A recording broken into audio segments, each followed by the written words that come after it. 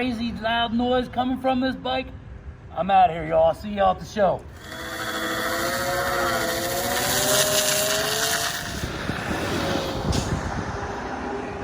From Tricked Out Cycles. I know it's been a minute since I've been posted last update on the electric Busa. Things been crazy around here, getting ready for the show, doing the time capsule and whatnot, but here it is. I just took it on its maiden voyage. Very interesting bike, super smooth, super quiet. I snuck up on some bicyclists going down the road, scared the living shit out of them, but here it is, man. What do you think?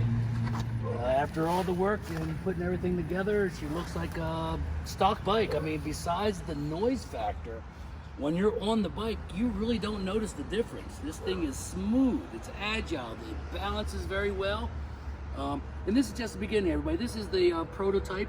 We have several upgrades as far as speed, as far as endurance, as far as the mileage for recharge. We're also working on a rapid charger setup. So this is just the beginning that you're going to see from Tricked Out Cycles. This is our hub drive motor, 24 kilowatt setup. We're on about 900 amp hours and running through our charger. So we got a lot of ways we could turn this up. This is just the beginning. So, but we had a light kit just for more visibility. One of the things, I'm just scared to ride this thing. It doesn't make a sound. So if I can get this bike that be seen as far as the lights, the LED lights, because you know, loud pipes save lives has been a saying that's been around motorcyclists for years, and I'm a 100% believer of that. The only thing that these electric bikes bring a little scare factor into it is they're just too quiet. They don't make any noise. So, yeah, with everybody on their cell phones and their music in their cars and just the noise of the cars and other motorcyclists, it's definitely going to be something to keep an eye on and keep ear on. Watch out your surroundings even more than ever, because they can't hear you. Great ride. I can't wait to show this off at the Philly Auto Show. We're going to be loading up this Thursday. It's going to be a 10-day long show, so we hope to get a lot of feedback from you people. I want to know what you people think, because electric bikes the way of the future. Do you not want to do anything with electric bikes? Do you like the fact that we're going to convert older bikes into electric bikes? Do you think we should just leave it up to the big manufacturers to bring out what they bring to you? So I want to know. There's a lot of things in the industry that are never cut and dry, just like there's still people restoring 70s, 50s, 40 cars. Why would we let some of our motorcycles from the era that we love, that we grow up, fall to the wayside when the combustible engine is not around anymore? Now we're a couple years away from that, but this is, I believe, where the future is going. I like to stay on that cutting edge of it. We are gonna definitely, like I mentioned, play around with some different power sources, mid-drive motor, hub drive motor. I have a real cool project coming out after this, but I only like to hit you people with one thing at a time. But let's give it a walk around. We'll go over everything from start to finish. For those of you who really didn't catch the beginning or the first couple episodes of this, what I did here was I had a 2004 Hayabusa frame laying in the back of the shop. Back in 2004, I was involved in a TV show called The Metric Revolution. And at that time, we were given bikes and we had to do a build. It was for a TV show. You can Google it, check it out. It's all over the internet, on YouTube, the clips from that show. So at the time, I was starting this frame, and I was gonna do a Wesley Snipes blade bike. I was really into martial arts my whole life. My whole family is.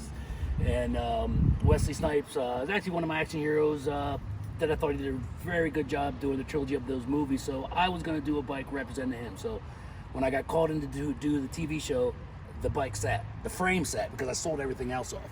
So what I have is a 2004 Hayabusa frame that back in 2004, I cut the subframe off of it and I added a subframe from a 2004 Gixxer 750, which is just this little piece right here. Now from there, me being the crazy guy that I am, like mixing things all around, I took a 2004 ZX10 subframe and so I could put the ZX10 tail section on the back. So what you see right here is an OEM 04 ZX10 tail section. These are ZX10 rear foot pegs in mounting brackets. And then into the section that's the Gixxer. So we're running a Gixxer seat.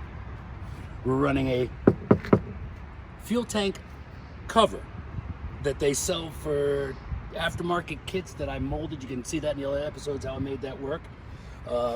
We were running stock rear sets, but thank you to one of our sponsors from Voodoo Moto. He sent out these beautiful aftermarket rear sets that are fully adjustable, feel great, way better than factory, you know, without those rubber bushings on. They're doing the job. Now, we added a little Rismo little billet master cylinder to feed it some brake fluid.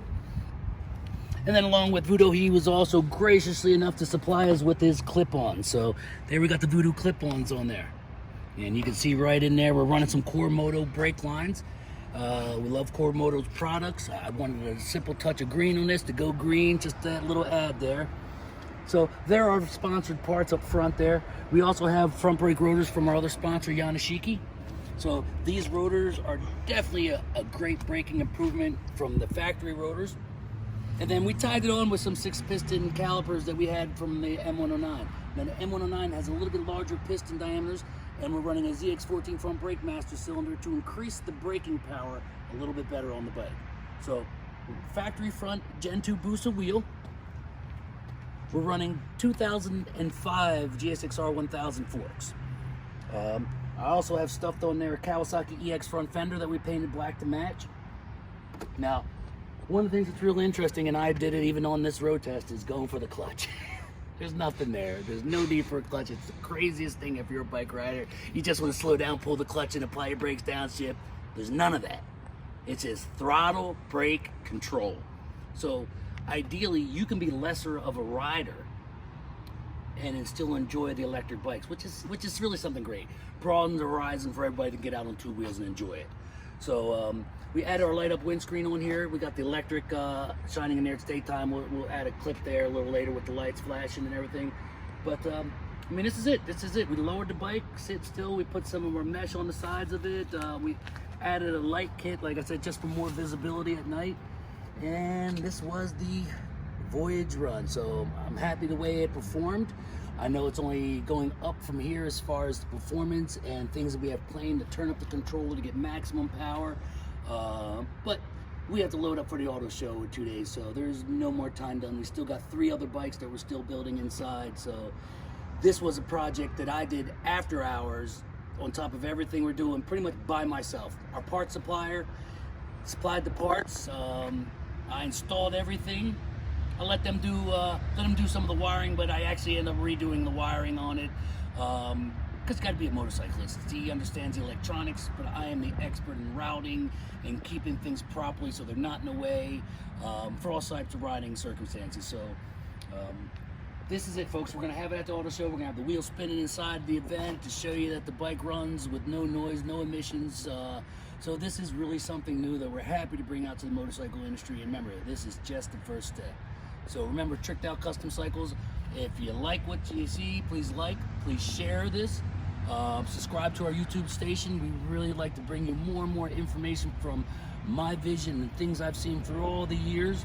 I'm going to do a bunch of tutorials on how to basically do some secret things I've been doing for years in the industry. Give everybody, those home people, some tips so you can do it yourself. So once again, this is the EV Tricked Out Busa. We're still going to put some decals on it. We will do some paint work on it after the auto show, but we want everybody to know it's electric there. We don't want them to walk by the bike and think it's just another Busa, because that was our plan, to make it sneak into the crowd. But we're going to put some graphics on it so everybody knows at the auto show. So make sure you check us out. We'll see you again soon.